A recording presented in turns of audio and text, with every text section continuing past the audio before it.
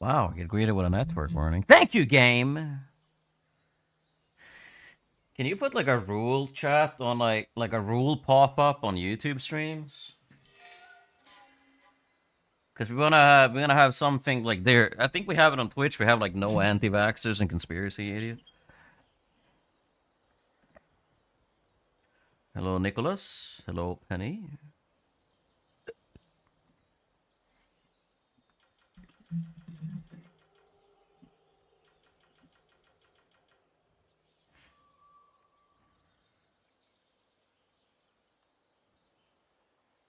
The fuck is this guy saying?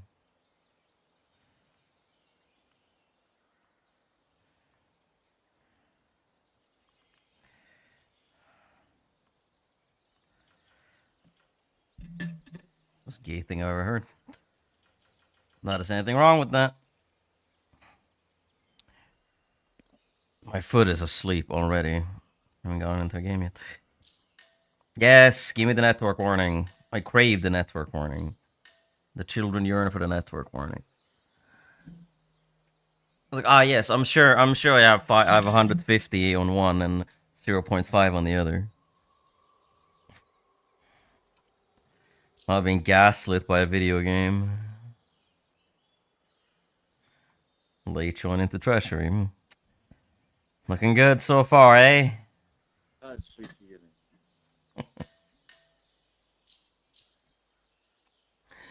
Looking good, yes, sir.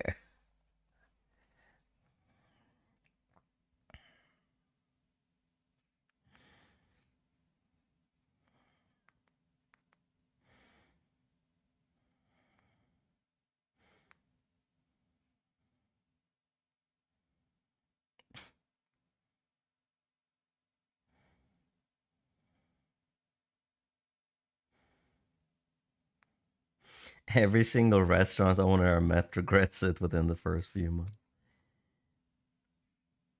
Yeah, I mean, I feel like, how do you even make like a successful like restaurant in 2026? Like, you need a niche that is super high quality that people will prefer over other ones. Legion still at 17 minutes. That's good though, because you can usually get a lot of free stuff at that point.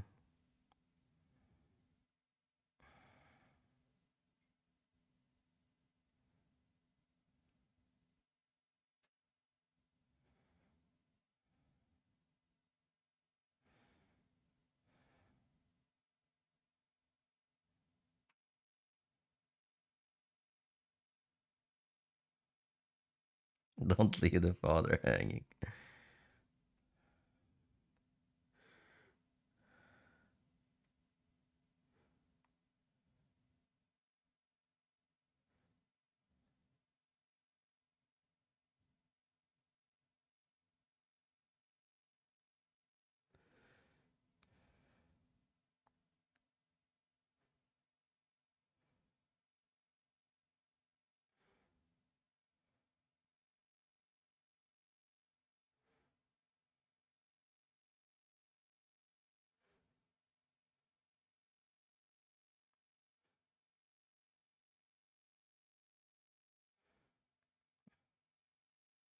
It's PvE lobbies, yeah. Well, hopefully. Usually, if you're late when people are fighting, it's usually like a PvE lobby.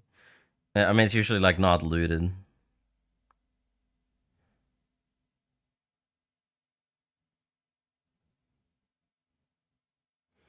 Yeah, I guess that's true. The good thing about PvP lobbies is nobody ever loots anything.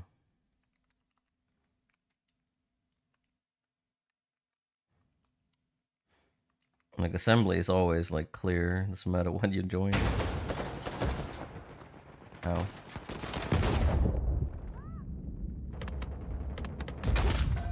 You're on the ground. What? You're down.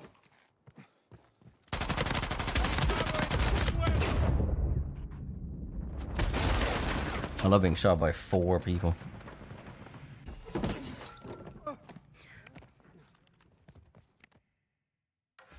Sus. What is a sus log?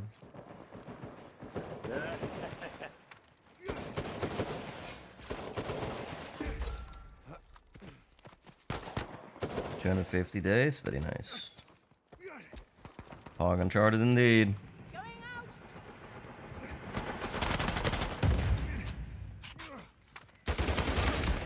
Yeah, okay, bro, since when does the HS kill like that? Okay, man, whatever. Literally the best aim assist I've seen in my life on... Yeah, it must have had on me. Literally got hit by like a double damage gun.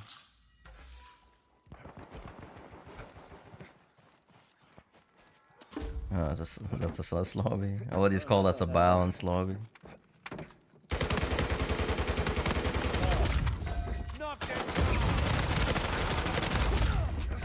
My nose is itching.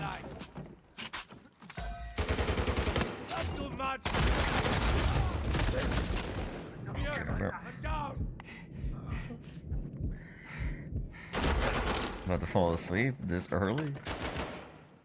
Never itch your nose.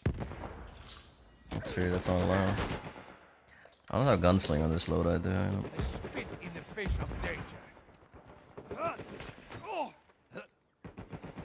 What? What? Bye. Enjoy your last breath.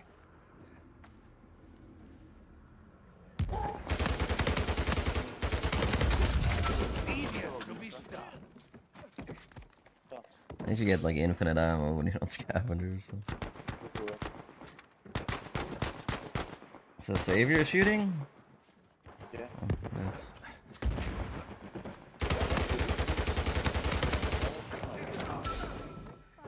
We both got that one. Oh, Damn okay. it, I'm down. Yeah, it's his game.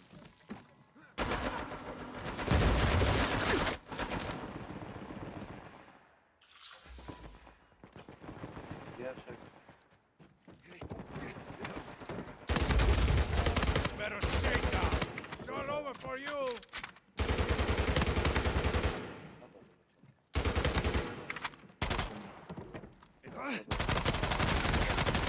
Bro, I've never seen a better HS. I wasn't him to down me.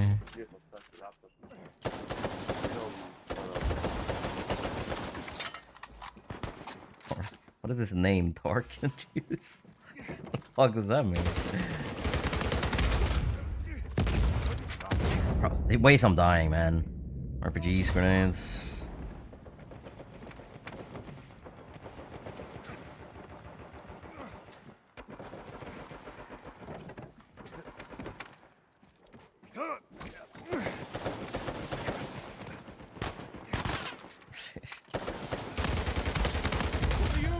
No escape, Capron.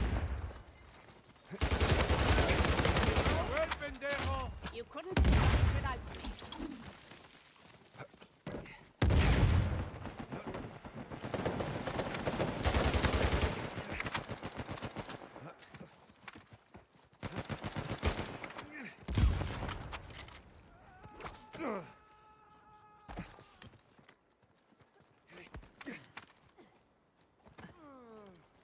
Put that on mine?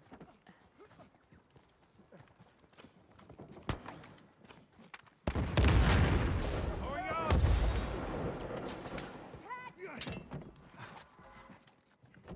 Bro, why can't I look over this? Oh.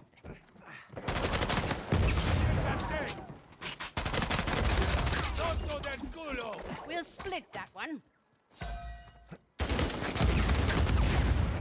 Here.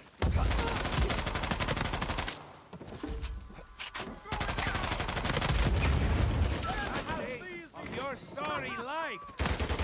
Okay, bro, he is teleported twice. Literally is He was under the fucking grab. That is insane. He has no desync whatsoever on me at all. Literally no desync ever. He literally managed to like do the rope swing literally this millisecond I came around the corner. Like what?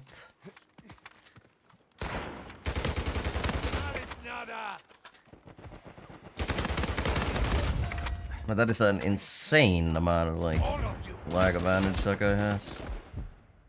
This guy does have. This guy has the same advantage apparently. Don't get greedy, my friend. Going up. I am wounded.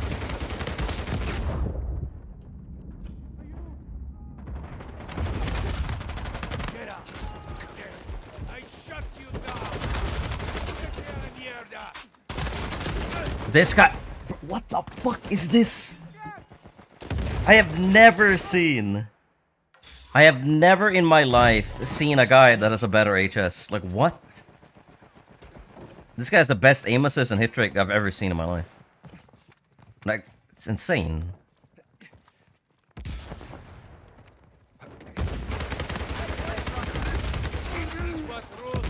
Well, it depends what it's about.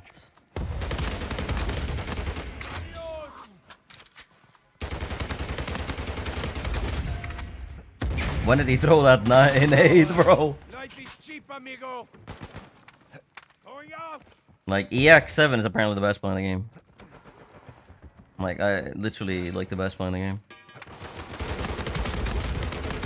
Throw. Say hello to my little friend. Know what I'm doing. So little imagination. Let's see. Whiskey and die, pendejos. That's good. More ideas, the better. I really don't want to lose this match. I almost have $6,000. 5,555 buckaroos. I'm gonna screenshot that.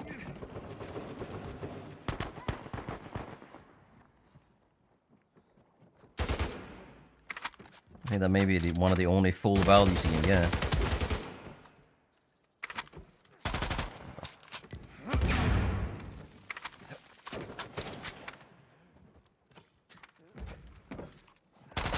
Yeah. One down. Die like a dog. I'm actually scared of this guy, man. Like, I'm actually scared of him. Like what? There's 3 here. How are you dying? Allows Oh. itself to lose like that. Sure, it was a late join though, so it doesn't really count. But still, it's just frustrating. I see.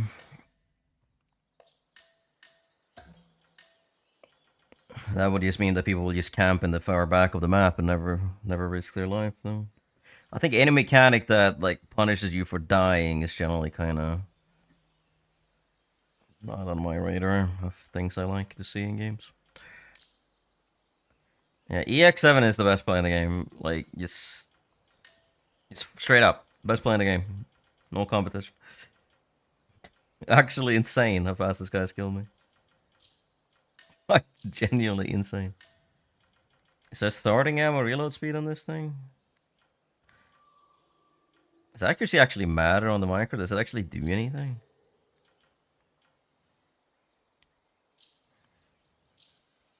It's also weird that starting ammo is only starting ammo. It's on max ammo like it is, you know, and...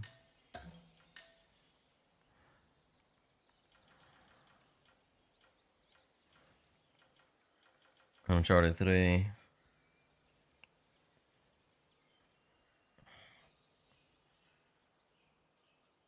Because I think accuracy works a little bit differently depending on which gun it is. I think it's supposed to reduce horizontal recoil.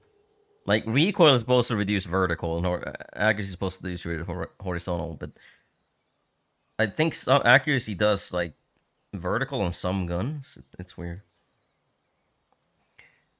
Like, I would assume there's some, like, logic that it follows, though, that it's, like, accuracy reduces the amount of magnitude, maybe, and recoil reduces the amount of, like, per kick, maybe?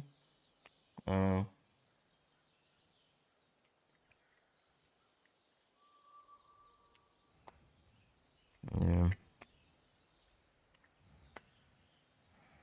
I'll get it. Bob. Yeah.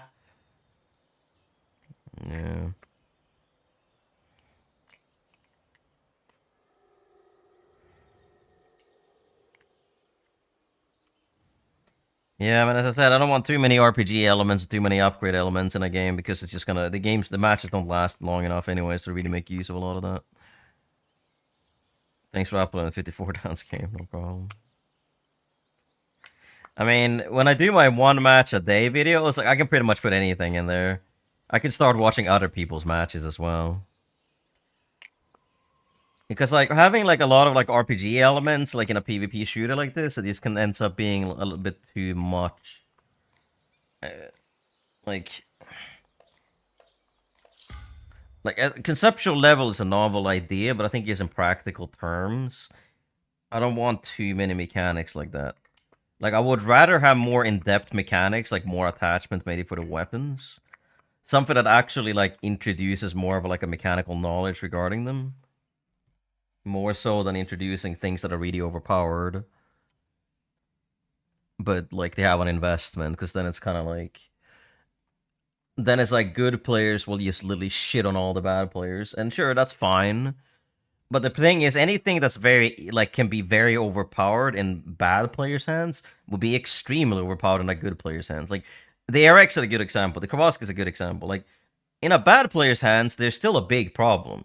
But in a good player's hands, well, yeah, good luck beating them. Like, it's just not gonna happen, right? So, when you introduce, like, a lot of, like, RPG elements into a game, especially things that can make certain things, like, too strong, or that is a risky investment. For a person like me, the risky investment doesn't exist. There's no risky... No, there's no risk for me, realistically, right?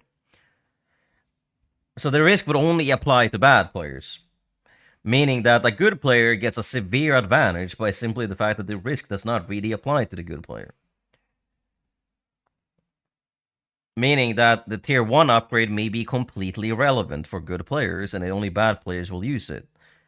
But the level 2 upgrade is much stronger, meaning that there's no reason to ever select the level 1 upgrade anyways, right? Like, sure, it's a little bit of a trade-off you have to make, but given the fact that these matches only last for, like, 10 minutes maximum, it's a little bit much, I would say. Like, in a battle royale, it would work great. I'm sure, but, like, it's just, like, hard on a conceptual level, I would say, to, like... make work. Hello, PS Boy. Do you think Harden gives a big event? You have to use Harden in a 1v1. Yeah. You don't have a choice, really. Like, if you play against, like, pub players, you don't necessarily need Harden, but that's because they're very bad. But, like, if you play against a good player in a 1v1, yeah, then you definitely need Harden. Like, why is this match, like... Why did I join a match that's, like, 20-4? On the winning team! Like, Harden is 35%, and, like, that is a lot on the guns that already provide, like, kind of little. Like, for example, guns like the HS and the Copperhead and the Foul, they provide very little damage level, generally, right? But guns like the Agawal, the Enforcer, the Kravosky, etc., they provide much more. So you want Harden just to, like, reduce the magnitude of what damage wobble you get. Anyway, so it's like...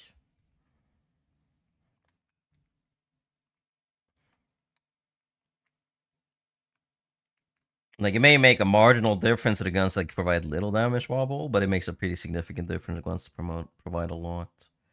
Like, if you don't have Hardened, like, yeah, you have no chance against, like, a Mettler, Arrowhead, Enforcer, Kravosky, etc. Like, if you go head up against a Kravosky without Hardened, like, yeah, good luck. Yeah, I think the only gun that can realistically do that is the Foul and the Copperhead. And that kind of comes down to whether or not you hit them first or not as well. Like, I don't really use combat marking or harden much at all anymore, really, but, like... That's just because I don't care too much. If I was playing with optimal loadouts, I'd play very differently. It's like, people seem to think that when I'm dying a lot or whatever, it's because, like, I'm, like, bad. Like, no, it's because I don't care.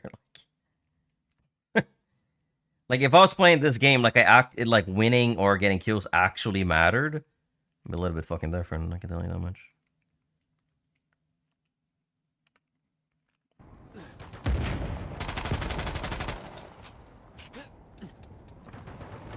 Not whether you win or lose, it's how you play the game. But then again, I can say that... If you play a pot, yeah, I mean, you still need Harden as long as you get into gunfight. It all depends on the quality of player you're running into. If you're running into shitters, well, then you can use anything. If you run into good players, you will need Harden. You need... Like, I would say Gunslinger is better against casual players, because against casual players, you generally tend to need to change weapons a little bit more. Against competitive players, I don't necessarily think gunsling is really relevant at all because you'll probably be committing to either HS or Kravask or whatever it may be. Generally, you commit more to like specific gunfights or in like against better players.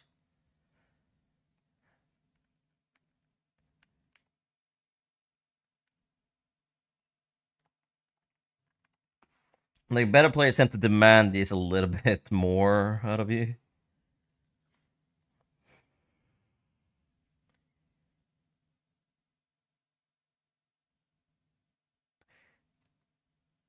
That's a very good point about the matches not lasting as long as Timberlands. Yeah, I mean that's kind of the whole reason. It's like, yeah, like a lot of these matches that I play, for example, like the matches that I play, most of the enemy players just leave, right?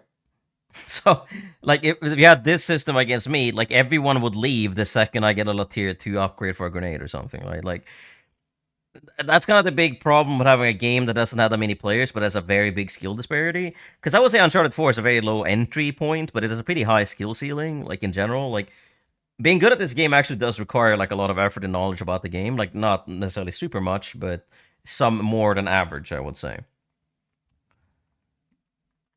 Like, I would say that it's a step above. Like, Call of Duty is obviously very simple to learn and pretty hard to master to some extent, right? But like, there's more. There's better. Like, it's a less complex game, but it has more players on it, meaning that the matches are generally going to be more fair. In Uncharted 4, because there's not that many players, the matches will generally be pretty unfair. So if you want to introduce mechanics that make it so players like me can get a big advantage, like the reason I don't use ARX or Barak, I don't buy power weapons on anything when I play pub TDM against pub players. Like the main reason I'll do that because I don't want to make it too easy for me and too hard for the other players, right? Because like people have watched me play for like probably more than a couple years now, and I bought maybe an ARX like 2 times and Barak maybe 5. If anything, I buy like a default RPG or a Harbinger or whatever. Like it's very rare that I actually use my money. So if you want to introduce like these type of mechanics that allow people to get a severe advantage despite considering a risk as a balancing factor, well, that doesn't really work in the favor of what you think it would be in practical terms. It sounds good on paper to give people the option to weigh the risk and reward, but in practical scenarios, it just means that people like me will literally be unstoppable. So, and you should say, oh yeah, maybe Raptor deserves to be unstoppable because he took the better decision. He's a better player. You could say that, sure, but then you're gonna lose every player on the game eventually because all the players that are like me are gonna absolutely curb stomp every other player. Meaning that eventually you're gonna have only 10 players left in the game, and that is something that you really gotta consider when you start to consider like actual like more in-depth systems, right? Like I'm a big fan of in-depth systems when it comes to like game mechanics and like gun mechanics, movement mechanics, but not necessarily when it comes to like additional mechanics like kill streaks or kickbacks or whatever it may be, right?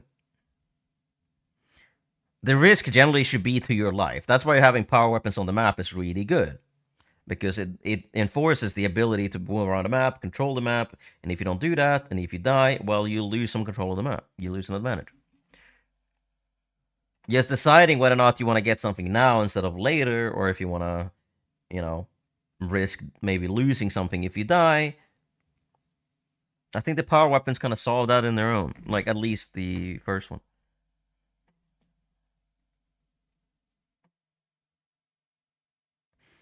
Yeah.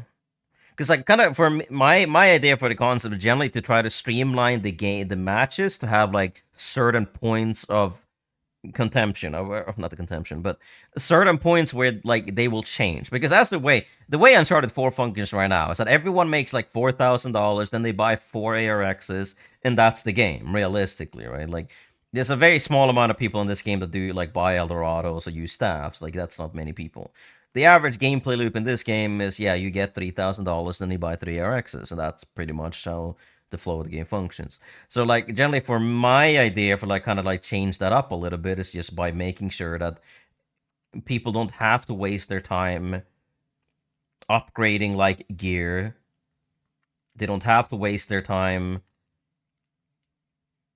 trying to get cash. Like it would force people to engage with the game in a more active manner in order to get like different type of medals.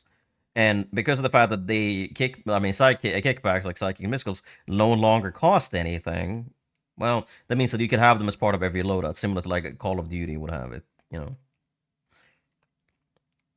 Meaning that people will be using their mysticals and their stuff a lot more, generally, because they actually can put them on every loadout. And they wouldn't be spending this time selecting if they want to upgrade gear, if they want to use them on kickbacks, because now it's been streamlined. So generally you will see more kickback usage. And for some people that may suck, but you kind of want more people to engage with like the base mechanics.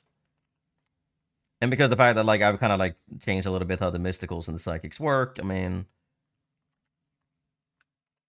that also adds a little bit more value to how the match flows. Because the match flow in Uncharted 4 is kind of shit by itself. And the match flow is why a lot of people quit in this game as well. Because realistically, what happens is that someone like me goes around and I get 6 kills, and now I have fully upgraded gear, essentially, right? And by that point, well, everyone just leaves the game. So it's like... And if I bought an ARX, everyone would leave as well. So it's kind of like you want to incentivize people to actually engage a little bit more with the game mechanics and give them a way to counter people that are really good without making it unfair for the people that are really good, of course. Yeah. Other games have cooldown time of a certain ability. Yeah, exactly. I mean, that's the thing. That's why having power weapons on the map would completely solve that issue as well. Like, you're solving the issue of... Basically, this game has a power creep issue, right? Like how the catch mechanics works in this game is like the only way that they kind of to some extent balance out the rest of the purchasables is by making it so leveling up your gear obviously is there, right? But generally what happens is people just upgrade the gear first and then they just buy power weapons after like you know 8 minutes into the game. Essentially everyone plays.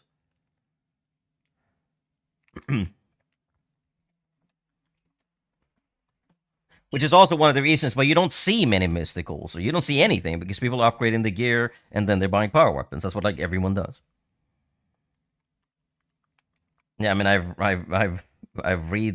literally responded to them.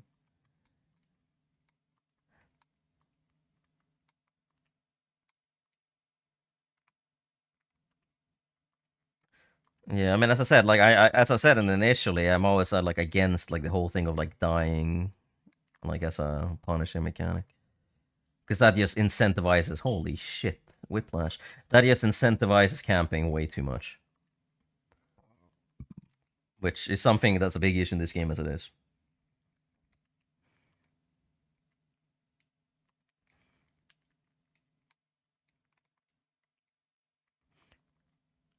And it's like, yeah, you can have like, I mean, the thing is like, there's other people obviously that I've seen other people with different concepts. Basically, the mysticals would function like an ultimate ability, and like, sure, I mean, I could see that, I guess, but like, I feel like that's kind of just not the type of game Uncharted 4 is supposed to be.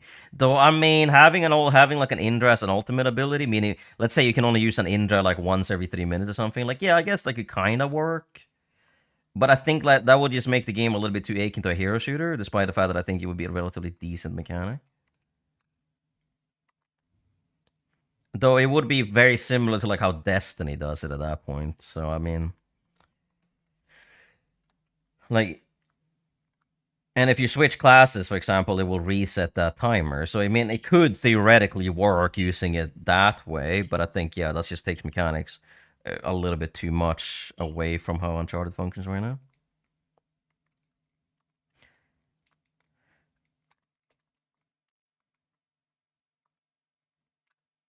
Yeah, but I mean, objectively though, it's not a bad solution to the issue of people buying 4 or 5 ARXs. If they can only buy an ARX like one, or have an ARX like once every 5 minutes or something, and if they die, they lose it. Like one of the biggest issues with power weapons as well is that you don't lose them when you die. So it's like, yeah, if you had to choose to use either like an Indra or whatever with a cooldown of like 2 minutes, or an ARX with a cooldown of 4 minutes, I mean, if you lose the ARX, at least there's some fear of that. Sure, to some extent, you can say that would incentivize camping as well. But realistically, you're making a trade-off by selecting an ARX, which is a completely selfish thing to do, right? Why did I just get insta-KO? So it's not a terrible thing in theory. I just think in practice it detracts a little bit too much of the identity of the game.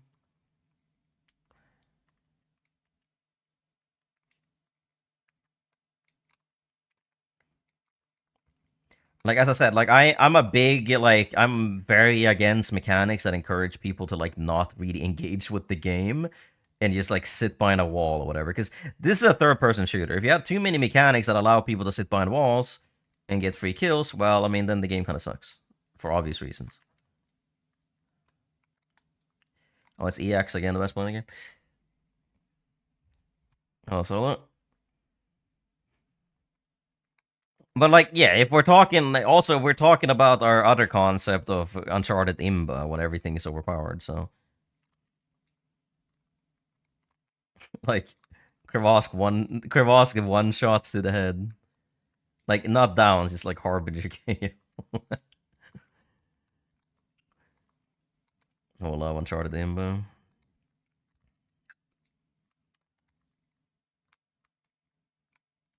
Like, that's what kind of why I liked Super People, because Super People was basically like PUBG Imba.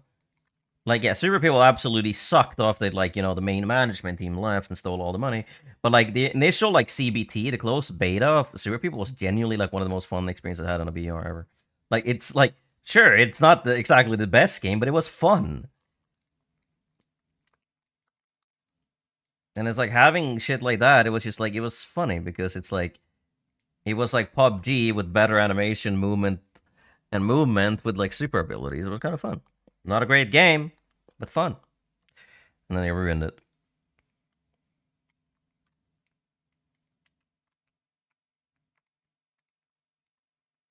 Yeah. Yeah, I mean, I know what you're saying. It's just the fact that I'm not really necessarily engaging in it because I don't agree with that type of feature. Like I am reading everything you're saying. I'm just not responding to it. That applies to everyone in chat. I always read everything you say, and I'm just trying to not engage with the things that I don't want to engage with. Because I do that way too much on my stream as it is. There's too many fucking anti-vax retards that I keep fucking interacting with when I shouldn't. It's hurts stream quality, and it hurts my brain. Because, like, realistically, what would you say most people's biggest concern with this game is right now? Like, what would you say would probably be the biggest frustrations in this game right now? And then we go from there, right? I would say probably the biggest frustrations is Kravosk, China Lake. Like, Kravosk, China Lake, camping. I would probably say those three are probably the biggest concern for most people. And to some extent, the down system does, to some extent, encourage camping. It does. Like, there's no way around it. Like, the down system does literally encourage camping. Because if you get down by the wall, well, I mean, you're good, right?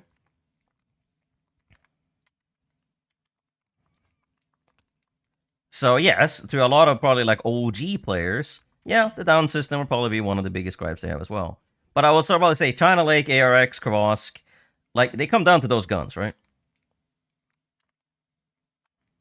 And the thing is, the Kravosk easily balanced, reduce the headshot multiplier. That's all you gotta do. You just reduce it from 3 to 2. Boom, done. Gun is no longer, like, amazing. Still good, not amazing. Introduce a damage drop-off to it as well. Or you can, yeah, I mean, you can just do that. I mean, it has one, but I think it's so far that it doesn't matter. Put China Lake and ARX on the map. People can't just, like, sit behind a wall and just buy them. And that's kind of the whole thing. It's like kickbacks as well encourage people to move around the map and get things done. Because if you just camp in the back of the map, you get nothing. You get no medals, nothing. You don't get cash. Cash strip, unfortunately, encourages camping as well. Cash strip, down system, the in-game store, all three of these things encourage camping. Third-person shooter, it all it is. So when you introduce a lot of these things, you introduce a Kravosk, a 2 shots to the head. Yeah, well, now you suddenly have a lot of issues with the game because everything is fucking overpowered. Everything, like, not everything, but, like, camping is just now super overpowered, right?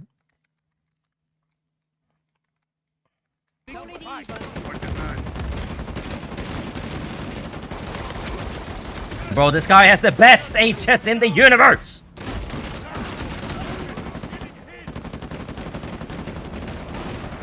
So it's kind of like, from my outlook towards balancing this game generally comes to the fact that what do people have the biggest issues with right now, and then you go from there. Because realistically, that's how you tend to solve issues, right? You determine the issue or the biggest consensus of problem, and then you try to go for that. Yeah, cheaters as well, of course. Like, yeah, you need to fix the speed glitch. You need to fucking ban lag switchers. Yes, you need a report system or like an actively engaging system that rewards and punishes players for engaging with the game mechanics properly.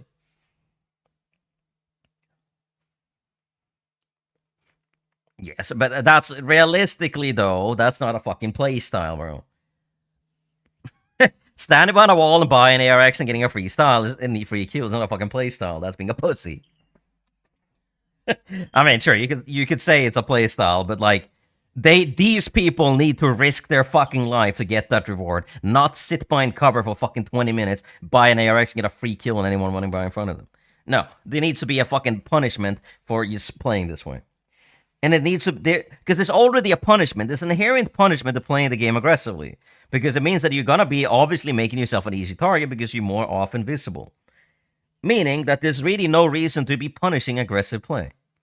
But you can't incentivize and reward aggressive play too much, because then the people that are trying to play a little bit more balanced or passive literally get nothing to do. But the people that play passive shouldn't just be allowed to just hide in a fucking corner the entire game with revive packs and then just get ARX and get free kills. They should be able to use revive packs, sure, but they shouldn't be able to get the reward of getting fucking power weapons. I don't think it's a good system allowing people to get power weapons that like literally half the time to kill in the game, like the average time to kill in the game, by essentially doing nothing to earn it. Like, the kind of thing for me, it's like, yeah, there needs to be an incentive to play the game passively, but I have never met a passive player in this game that enjoys playing that way anyways. Like, is there anyone in this game that loves sitting behind cover the entire game and just spamming ARX and just getting free kills of people running in front of you? I would say people probably enjoy this game the most when they're moving around the map, when they're helping their teammates, when they're doing things. Most people tend to enjoy a game when they're doing something, right? I'll play one more match, then I'll maybe be back. Be back in a couple hours. So it's kind of like, am I respawning with them? Yeah, you shouldn't be able to respawn with them. There should be a risk to it. And it's like, yeah, sure, as I said, there's different playstyles. Generally, there's three major playstyles in a video game. There's aggressive players, balanced players, and passive players, right? In the best games, all of these playstyles to some extent rewarded. For example, look at Modern Warfare 2, one of the most unbalanced games ever. But you have the super aggressive quickscopers running around with a fucking intervention, right? And they have Sleight of Hand Pro, they can get pretty much instant ADS speed to get a one-shot kill, right? Then you have the passive players, the one who play with like one-man army and like grenade launchers. They would stand in the back of the map and get free kills by just using grenade launcher one-man army. And then you have the passive players, the ones running, or the balanced players generally running around with like ACRs or ACR heartbeat sensor, like UMPs, whatever. They were using these weapons that actually provided a little bit more, right? They would be the ones using different things. Obviously, stopping power kind of like fucked up the entire game balance in last game, of course. You've gone up against a few of them. I mean, I think they just play that way because that's the game's way of... It's the easiest way to get kills in the game. Whether or not they personally enjoy that, I'm not really sure, but who knows? As I said, there's some maniac out there that loves the Kerrigan 53. Probably only one person in the universe, but I mean, he exists. Airfall goes like Homer Simpson. It's really funny about the UMPL too. It's like most people are just leaving it. Nobody wants to be involved with that shit because it's pathetic. And the thing is, the guy has too much pride. He's too much of a narcissist to ever change the system that he's provided. Because the system that he's provided benefits himself. So in order to change that, he will literally have to give away everything that benefits himself. Which is something he's never going to do because he's a fucking narcissist. He will literally rather implode and ban everyone and shut the league down for good than actually improve it for the consumers. It's a very common thing. So the solution is to make everything overpowered. Well, to some extent, it works, though. Because you generally have a baseline principle of the game that you're trying to reach by changing other things, right? That's why, like, for example, every shooter game has an average time to kill value, generally. And most guns are balanced around that. A gun that is more accurate, for example, less recoil, has less damage and lower fire rate, for example. So it has a slower time to kill on average, but it's easier to use. And then you have other guns that maybe have a higher time to kill value, but they have a lot of recoil or they have a lot of damage fall off. Like generally, this is the best way to balance SMGs. So generally, most games tend to do this. When you try, if you try to reduce the overall time to kill from a game, well, it can upset a lot of people and it can change the identity of the game a whole lot. Like for me, for Arc Raiders, for example, I would say that the overall time to kill in that game is a little bit too fast. I'd probably reduce it by like 10%, 15% overall. Like make every gun require one more shot to down, except for the ones that shoot really slow. Like I would say that would be good for the game. But if you're making time to kill adjustments, they need to be so small and so minor that they only like 10-15% the absolute max. If you start introducing TTK changes between like 20-30%, well then the game a lot of times it feels like your guns are shooting fucking rubber bullets, right? Not great.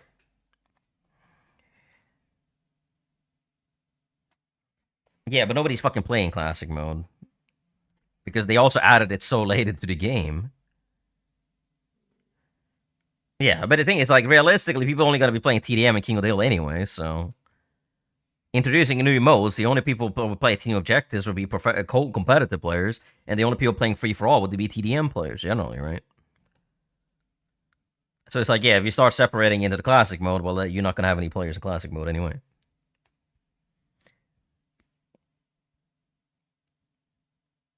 Like, I think the general introduction of classic mode in this game was dog shit. The only thing that it added to the game was, well, power up is on the map for private games. Like as I've said, there's 3 general playstyles in a game, and you all need to incentivize and reward and encourage all 3 of them for people to feel like they're actually valued for their own distinctive playstyles. But the thing is, when you make one feature incredibly overpowered for a certain type of player, well, that means that it's going to become very unbalanced, and that's going to lead the meta going forward. Meaning that you tend to want to balance these 3 major roles more than you want to balance each individual item. I'm just playing one more mass. I'm going off. But like as I said, it's just kind of...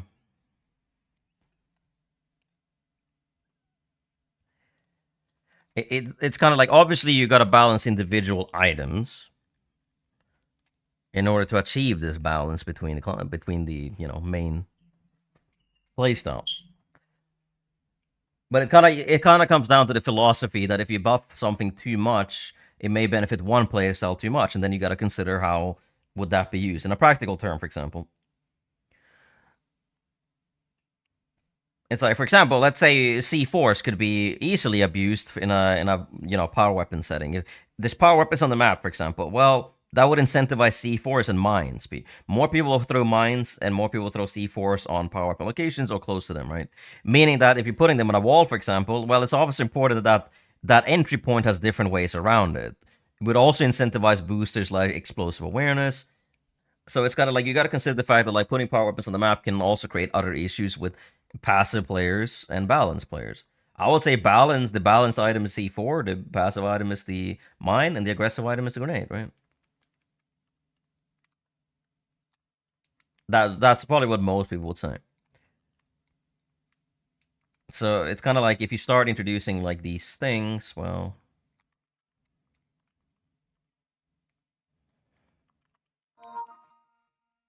You're not rewarded too much for playing aggressively or putting power weapons on the map, though. Balanced players and passive players will be forced to actually engage with the game mechanics that way. Because the aggressive player, they may get it, but then they get killed by C4 right afterwards, so they run into a mine or whatever. Like, aggressive players aren't the only people getting power weapons. Like, if you played Uncharted 2 and 3, the people usually getting the power weapons tend to be the passive players. The people that get a Mag 5 or a T-Bolt and sit in the back of the map, those are usually the ones that get the power weapons.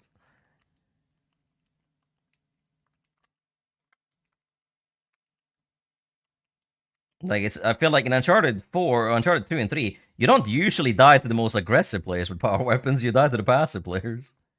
Especially in Uncharted 3 because of the T-Bolt, which I think is like one of the dumbest guns ever put in a video game. Sounds cool, looks cool, feels good to use, but it's an incredibly stupid weapon. It's like, yes, it's a one-shot kill to the leg. You're like, oh. Sheath and yeah, the dick sheath. A weird name.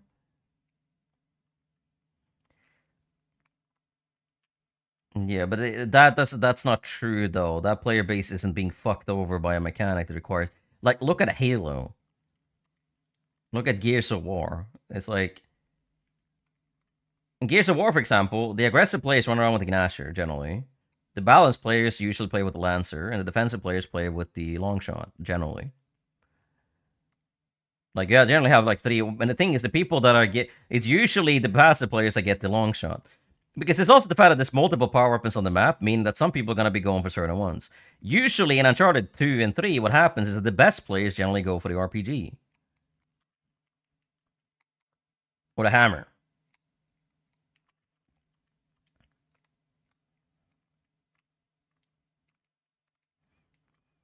And the more passive players go for the T-Bolt.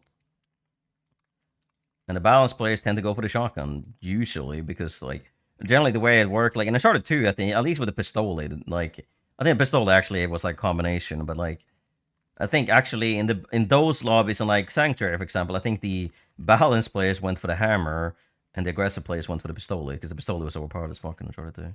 Well, it is.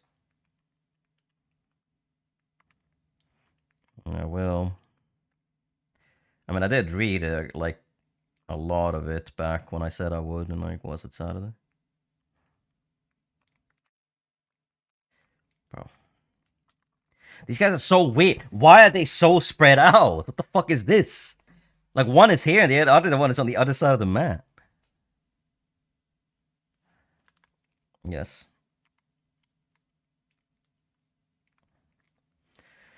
Yeah, I mean, I think in this discussion specifically, when it comes down to the whole classic mode like thing, it's like, yeah, we don't disagree. It's just about the fact that like you kind of it's hard to know with the community, like yeah, of course, there's a lot of people playing the game, and you will have 50-50, playing classic mode or like standard TDM. I mean, that's fine. Then it would work. But it's also the fact, as I said, like I'm not a huge fan of as well splitting like how the major game functions. Because like Uncharted 2 and 3, for example, competitive players play the same game as pub players did. The only difference is that pub players didn't use kickback. I mean, the pub players use kickbacks, ranked players or competitive players didn't, right?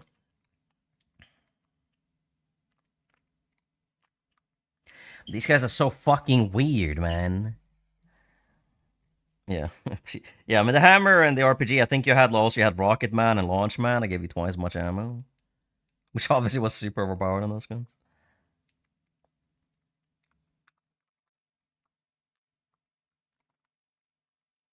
These are the weirdest people ever played against. I'm gonna have to unmute for this, I think. But it's like, yeah, as I said, it's like a lot of games tend to like separate a little bit too much between the community, and that also means that the competitive players and the good players will often get villainized by the casual players because they're basically playing a different game. You see it happen in Call of Duty a lot, but I think like in Call of Duty, it's like Call of Duty initially, like casual players used to acknowledge that pro players were the best people in the game, right? Or best players, right? That's what kind of happened from that time. But now, because the casual community and the competitive community play so incredibly different games, it's just like the casual community has no fucking clue anymore. They think that everyone that's good at the game is a cheater. They think that all the pro players are cheater, right? Because they play such different games. Like in League of Legends and Dota, for example, nobody really considers the top players to be cheating because they're all playing the same game. Literally, they're playing the same game. I think in League of Legends, like you can play Turbo and stuff, of course, but everyone acknowledges that that's like not the standard mode. Oh, it's tumbled off of the bottom.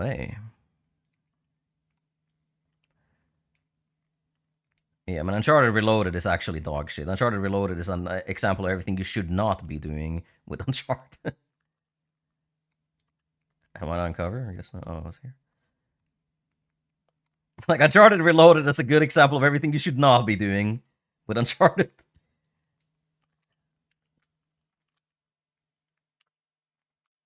But I think, though, Uncharted Reloaded obviously knows that they only can do matchmaking for TDM. But though I think Sky left. From what I can tell, it seems like Sky is not even like involved anymore. I don't know what happened to him. Like I messaged him and I messaged Cooper, but like Cooper said that he hasn't seen him in like 6 months.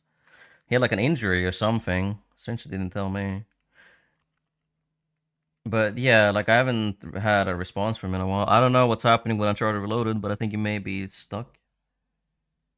I think Uncharted Reloaded is literally like in a position where they can't do anything. They can't make changes because Sky isn't there anymore. I think maybe Alex could, but I think generally Shadow Dog was the one working the most of network related stuff, and Sky was the one working the most of software stuff. So I think Sky actually did pretty much everything. Obviously, other people can whitelist as well, but I think whitelisting is a generally like minor mechanic more so than like actually changing how the game functions. So I think Uncharted Reloaded is just stuck in a place where it actually sucks now. Uncharted 2 and 3 are just worse in Reloaded than they were initially. Like Uncharted 2 original has different health values. The FAL is like not as overpowered because they undid the nerf that Naughty Dog did to the FAL in Uncharted 2. If you've seen the Uncharted 2 FAL, that is like one of the most overpowered guns in the game.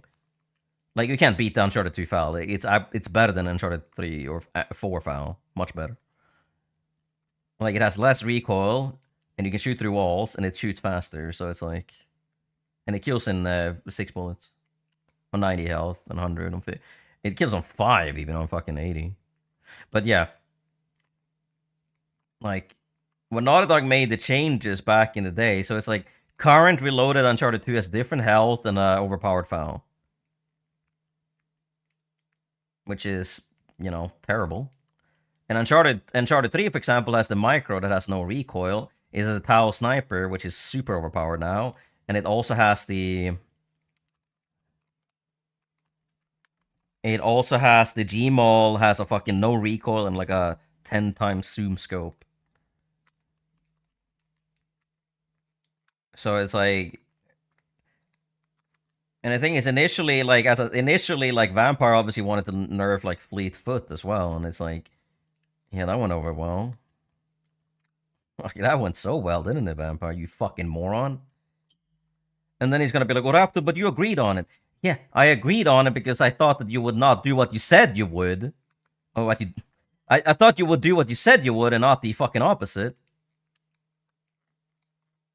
Like, the thing is, like, Vampire came up with the genius idea that we should change this and not tell the people that we changed it. Like, Vampire came up with the absolute worst solution to changing things in a game. By doing it without telling your community. It's like, yeah, you could say that that's like a placebo test, right? You can test that people are noticing it, sure. But like, a lot of people did. They just didn't know what was wrong. And then we told them and they all fucking lost their shit. Like, I told Vampire that do not fucking touch Fleetfoot. Touch the base strafe fucking value. And eventually, because he kept going on this fucking bullshit, I was like, okay, sure, fine. And then it was like, oh, we'll do it without telling anyone. I'm like, what the fuck, man? That's not what I agreed to. Fucking Vampire, man. The most manipulative man I've ever met. So, like, Uncharted 2 and 3 are now, like, absolute dog shit Uncharted Reloaded. And I think they're stuck there because Sky is not in working on it anymore. And Sky, if you don't know who Sky is, he's basically the primary developer for Uncharted Reloaded.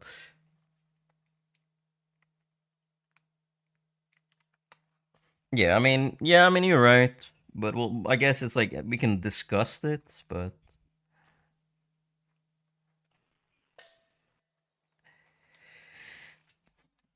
So it's like, yeah, I guess it's right. Like if you made like classic mode and like TDM, like a TDM and like classic mode TDM, I guess they could kind of both be equally big. Like to some extent, you can choose.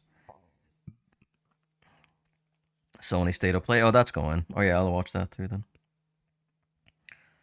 So it's kind of like, I guess you're right. As I said, I don't want to be separating the core games generally. It's like generally the main difference between like public matches and competitive matches in this game is, well, public matches you don't play with heavy weapons on the map.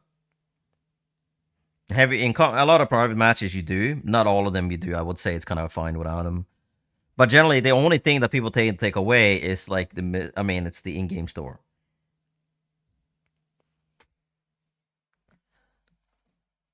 But it's like, yeah, so ultimately it would make sense, I guess. Most of the Triarch competitive players will probably play Classic mode. Most of the OG players will play Classic mode. And the people that like the original mode will still stay on TDM.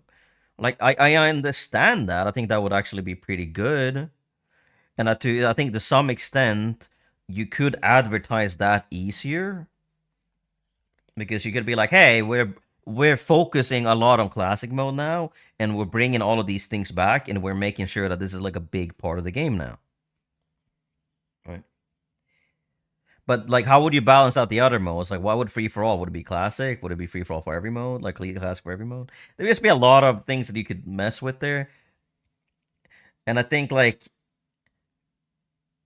streamlining the game is generally better because there's going to be a less disparity between the communities. But you need enough mechanics to make them all feel like it's like the game is satisfying, rewarding, and engaging to play as well. So it's a discussion, I guess. Like if you have enough players, I guess your way could work. If you don't have enough players, which I obviously would be assuming, is that maybe if the game starts kicking off again from making the revival update and then creating all the cosmetics, the rewards, the stat system, the leaderboards, more levels like Marco Polo, more game modes, more weapons, more maps that are like you provide all of this content. Maybe that will bring enough people back, but the OG players may still hate it because of the down system. So I guess kinda it could probably work, you know, with because you kind of want the older players to come back, and I don't think they would come back if they still saw that, you know, sidekicks, mysticals, down system, and stuff were still in the game. So I agree with your point. I'd say, depending on what perspective you have, I'd say you're completely right, and I'd say I'm right as well. But it's a discussion that I don't think necessarily has like a proper ending. You can choose specific modes on the normal classic wizard. Yeah, I mean that's what I mean. That would be a lot of modes, and it would be. But though I guess it could be cool. You know, you could have like. I mean, as I said, it's good, but I think it would be hard to like implement with a small player base. Because generally, the less modes, the more streamlined modes, the better. Yeah. Yeah. I mean, I agree. But I'll read more into your concept. But I'll maybe back in a couple hours if we get ranked matches. But for now, I'm going to be going off. So I will see you guys maybe later or tomorrow. We shall see. All right. Bye.